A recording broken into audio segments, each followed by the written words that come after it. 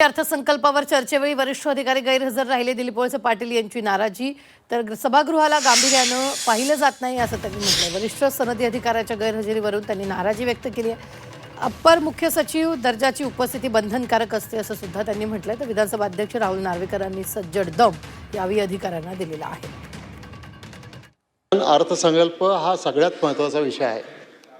बाकीच्या एखाद्या विषयावर सभागृहातले ज्येष्ठ मंत्री किंवा अन्य मंत्री ऐकतील, नोट्स घेतील, पाठवतील.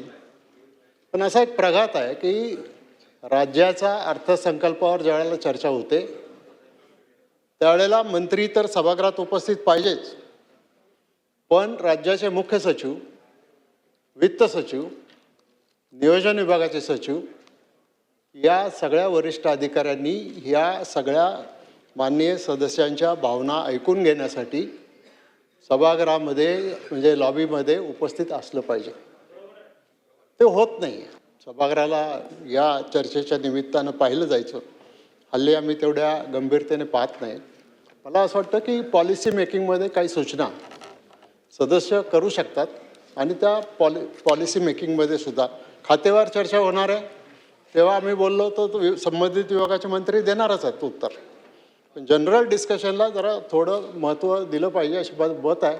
कृपया आपण याच्यावर योग्य तो निर्णय घ्यावा. ठीक आहे.